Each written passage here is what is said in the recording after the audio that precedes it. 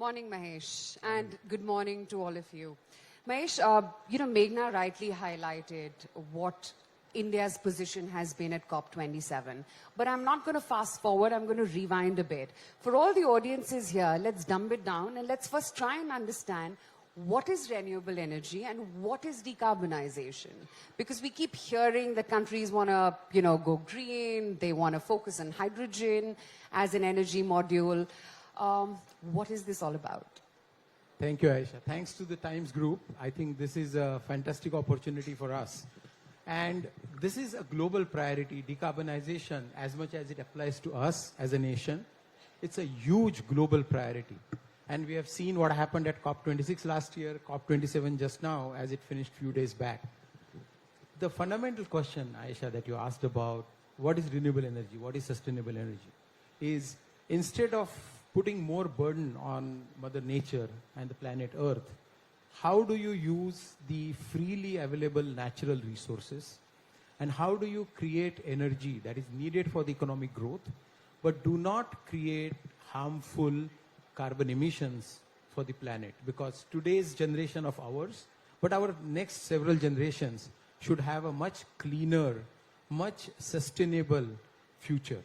So using various forms of renewable energy is by far the best bet to have that sustainable future. And we call it a trilemma, that you want it to be sustainable, you want it to be affordable, and you want it to be reliable. Because it should not happen that clean energy transition comes at a cost. We have to make sure that the cost impact is also minimized. It's ironic that we talk about this in a city like Delhi where everyone doesn't look at the time on their phones, they look at the AQI levels. How do you do it? I mean, it's easier academically than to actually put that into practice. I'll be candid, these 3-4 months of Delhi I don't like because of the air quality, and that is something that I think all of us we deal with. But there are different ways of doing it. It's a multi-pronged approach. You have to look at the sources in the nature. There can be solar, there can be wind, there can be hydro. There are more newer fuel solutions that are coming. So that's one aspect. But we should not forget that today's air quality is bad, as you mentioned, also because of the technology we have today and the emissions we have today. So you also have to focus on reducing emissions of today. So while you look to the future, which is definitely the path that we are on, and India as a nation is doing very well on that journey, but we should also be very well reminded that today there is 60 to 70% of India's energy generation through the coal-fired power plants. And the vehicular pollution, the coal-fired power plant, some of the stubble burning that we hear about is what is causing the emissions. So it has to be a multi-pronged approach that you solve and create more and more through renewable energy, but then also work on technology solutions. And there are some that today we are executing for our stakeholders and customers, which brings today's emissions down. And at the same time, you have to learn from the developed nations. The developed nations have gone on this path of renewable energy. They have had some of their falls. How do we learn and not have those trips for ourselves? This is the multi-pronged approach which will benefit the nation, we believe. Okay, so multiple things here. At a personal level, obviously you get a little bit conscious about, your carbon footprints and the way you're going about using energy. But at a country level, how is it that you do that? Is it really simple to do it, and does it come at the cost of the trilemma that you mentioned, at heavy investment? I think investments will be needed. The energy transition, we have to be candid, will not be free. It will not come free of cost. However, there is a path to reach there. You reduce what you do today, which has more emissions, that's one. You keep increasing. The nation has a target of 2030 for 50% renewable energy power generation. So you go on that path. But then there are also other solutions which look into the future technologies. And we have a lot of these technologies available today. They will evolve. They will further develop. But today there are solutions to use the hydrogen gas in gas turbines. Gas turbines is a good bridge from today's coal-fired generation to tomorrow's renewable energy generation. So using the hydrogen in the coal-fired power plants, reducing the emission there, using them in gas turbines, these are some of the things that we can do. We will need significant investments. There are different estimates. Some estimates talk about $200 billion a year for the next several decades. But suffice it to say, there is enough funding and financing which can be available if we start making execution on our path that we are on the 2017 net zero.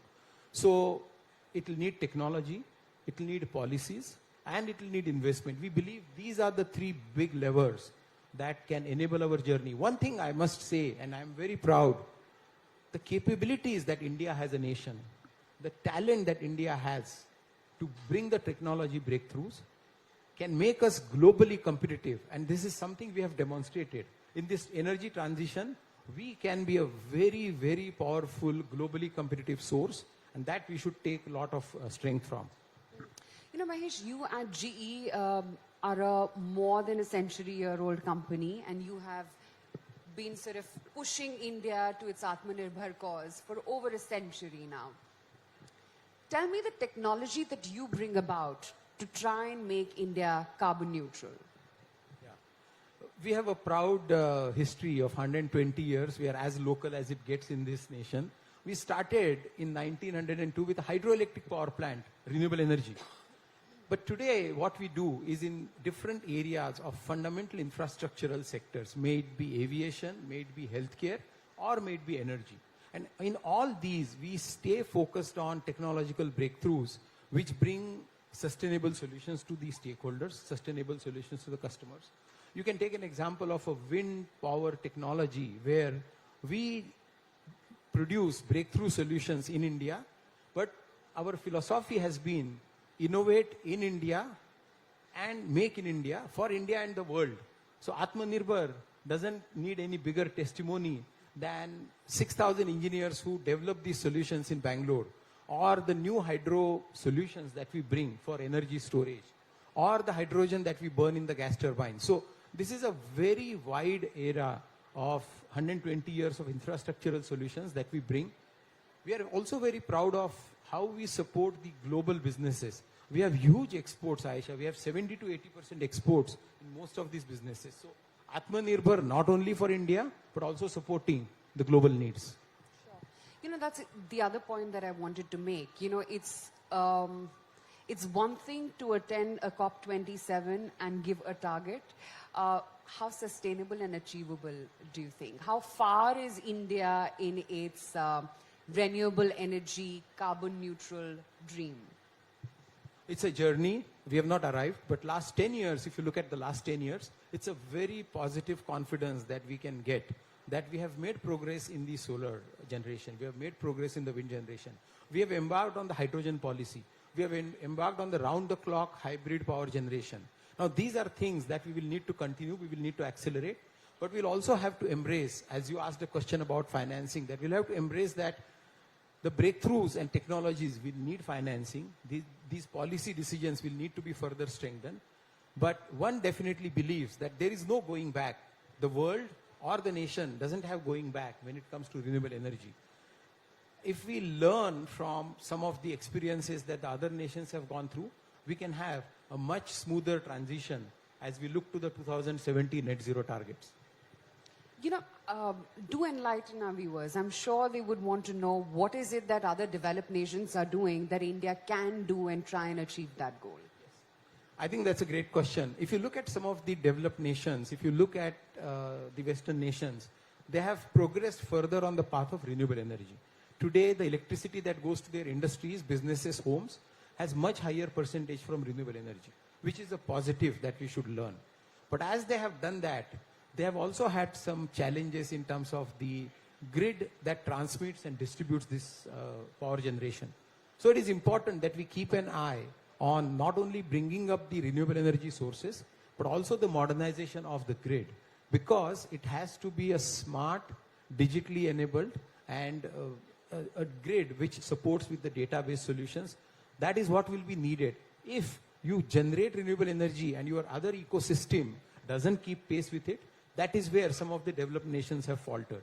The other piece which is important is we are looking at the hydrogen policy. I think the hydrogen manufacturing cost, electrolyzers cost in India will be very, very competitive.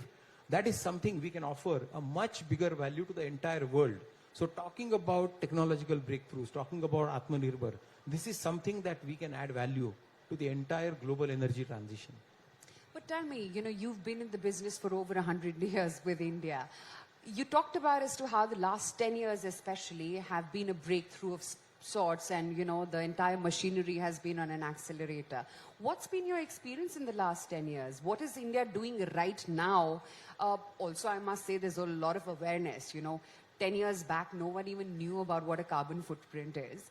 But what is it that we're doing right so far? I think the national level targets and national level policies that have been implemented in the last 10 years probably is by far the biggest contributor to what you said. Awareness, momentum. There have also been in the last couple of years further advanced policies. So we have seen in the last 10 years how it has become easily possible to access green energy, even if you are an industry, even if you are a home. And that is something that has increased the penetration. We will need more of that. We will need more embracing of some of the new technology solutions.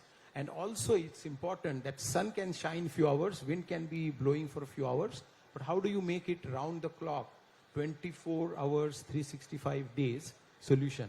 And there are solutions. There is hybrid architecture that one can provide. There are pumped hydro storage solutions which are much better than the battery storage solutions. Battery storage is still not as cost competitive as pumped hydro storage is. So a mix of all these solutions is something we will have to put, as you mentioned, on a further acceleration to achieve our journey. But the policies give you confidence.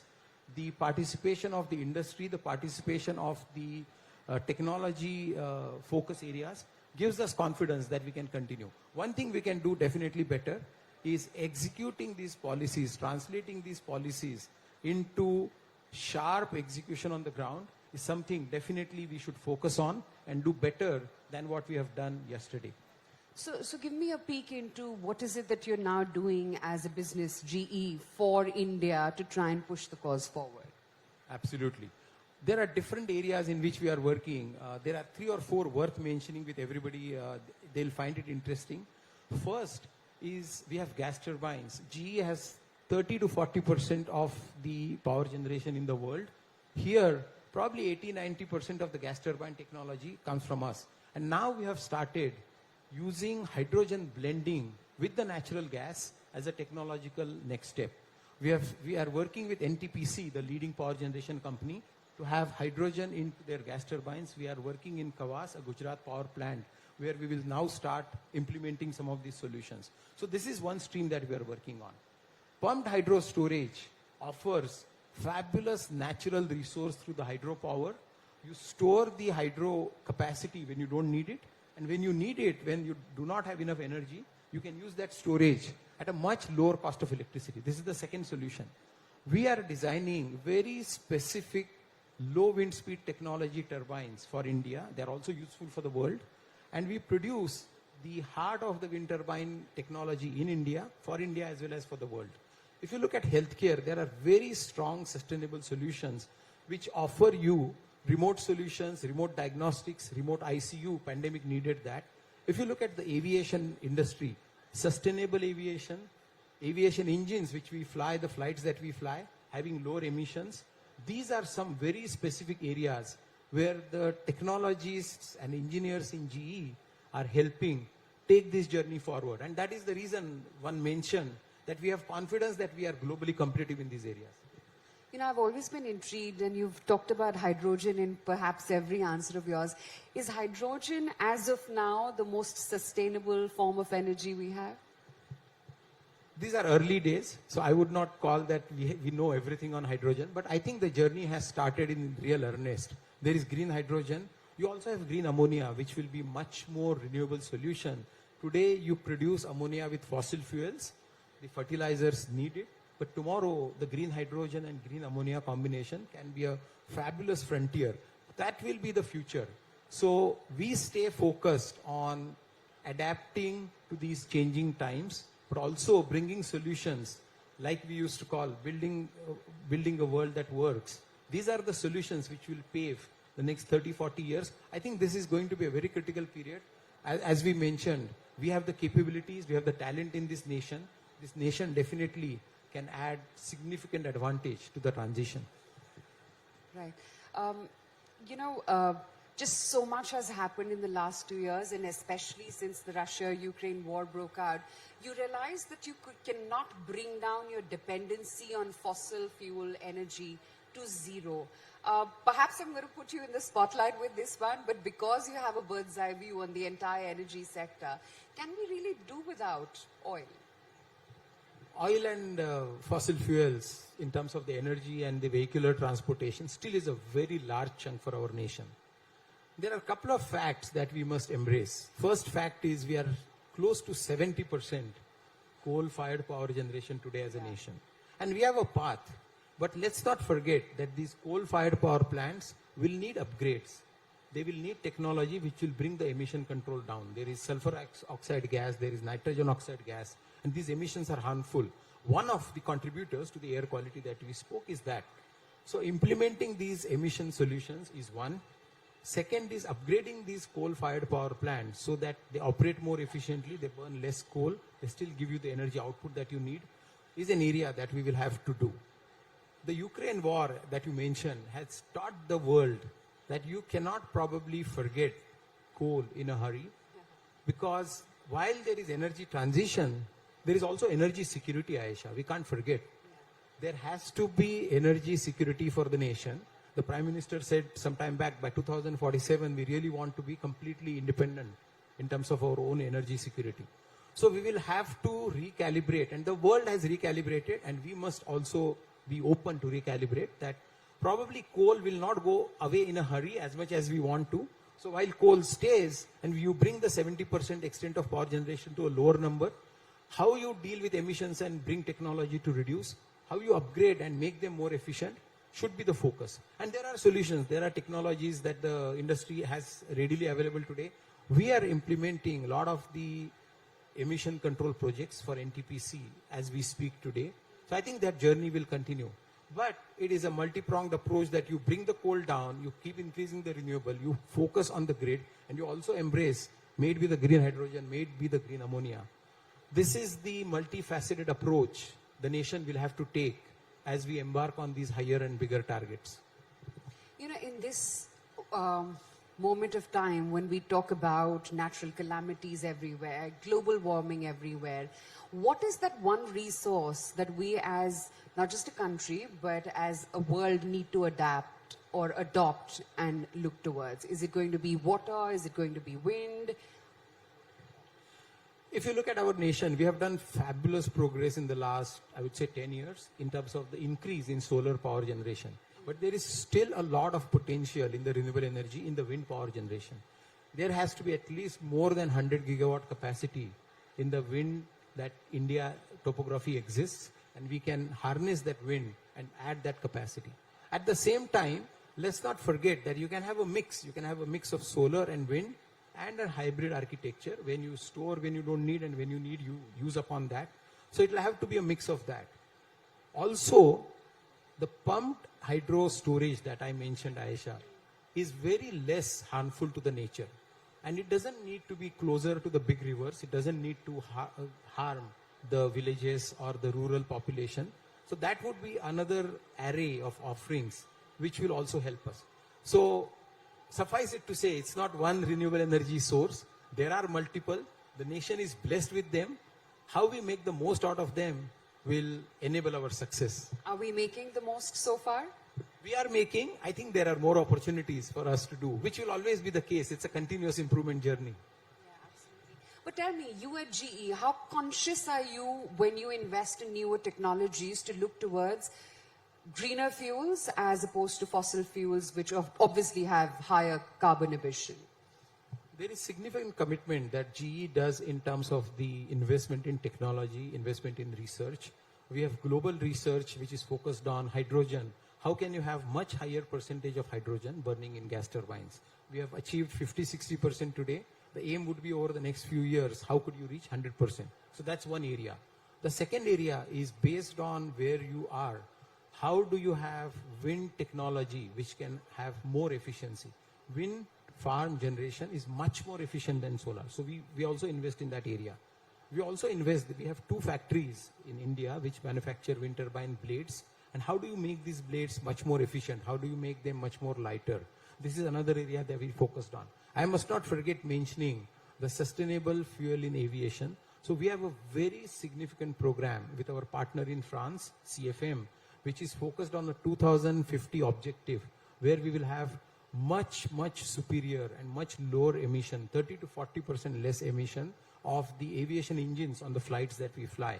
And then also there are efforts in terms of what biofuels you can have instead of the aviation turbo fuel that we use today, which obviously has significantly higher emissions. So if one looks at the areas in which we contribute, these are the priorities where we are invested. And last but not the least is also carbon capture. While carbon is generated in few technologies, there are also carbon capture and utilization solutions in which we are doing the research. So this is something definitely the nation will benefit from, as we have very strong capabilities within India, the engineers who are working on global programs and national programs for these technology breakthroughs. Would it also help if countries adopt, and I'm sure many developed nations already are, to try and incentivize corporates to go green? Yes. So there can be incentives of 2 types. Somebody who embraces more green in their consumption can be a positive incentive.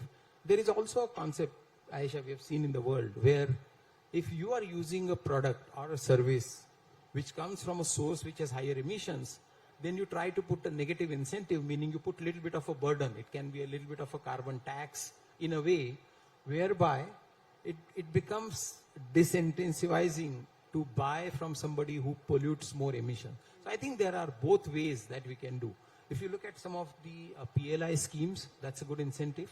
We have succeeded well in various areas. We have succeeded well in the solar cell manufacturing. Potentially, the government can also look at the wind sector as a significant sector where PLI can benefit, because the capabilities will increase in the nation, will be Atmanirbhar, but we also will be very competitive as we look to increasing our exports. So that is an area, PLI is an area. But as I mentioned, I think the time will soon come. If you are using a product or a service which is coming from somebody who had a higher emission, you may end up paying little more for that. Now, as it starts pinching your wallet, you may not want to buy from that emitting source, and you will go to a greener source. So these are different ways. We have seen the world working on either positive incentives or also a little bit of burdens if you are using from an emitting source. Absolutely. The other thing I wanted to talk about, we've talked about as to how countries in the world is tapping into natural resources. But at a time like this, when you're also having an EV invasion here in India, the world is now turning towards electric vehicles. A, the sustainability and your thoughts on the same. And B, other than natural resources, what are the other cleaner energy options that we as a country and the world can adopt? I think the electric vehicles, similar to the battery storage, still is in early days. But as an Indian, proud Indian, I think we will have a breakthrough probably this part of the world, which will produce very efficient and cost competitive electric vehicle solution. So that definitely is something that is going to happen sooner than later. If you look at the fuels, I think the green ammonia that I mentioned, the green hydrogen that I mentioned, these will find much deeper application and penetration when it comes to the electric vehicles. One thing that we keep discussing with a lot of the industry leaders, industry partners, and kudos to them, credit to them, a lot of our companies based in India are having very ambitious plans. You will be so positively surprised, Aisha, when they talk of their green hydrogen plans, green ammonia plans. And these are not, again, plans just for the nation. They have aspirations to produce in the nation, but be a big supplier for the developed nations. They want to be a supplier to Australia. They want to be a supplier to Japan. These developed nations may not be just given their nature and size of those countries. They may not be able to produce as much as we might be able to produce at a globally competitive cost.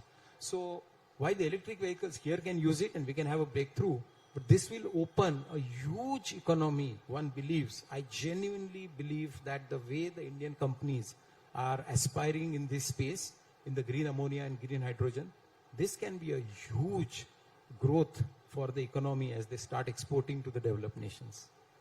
It's such a pleasure chatting with you today, and may India go green sooner than we think. And I hope we can very soon say that AQI is absolutely at normal levels, not just in Delhi, but perhaps all across the world very soon. And thank you. Looking forward to that. Thank you so much, Aisha. Thank you Thanks so to you much. and thanks to the Times Group. Appreciate it.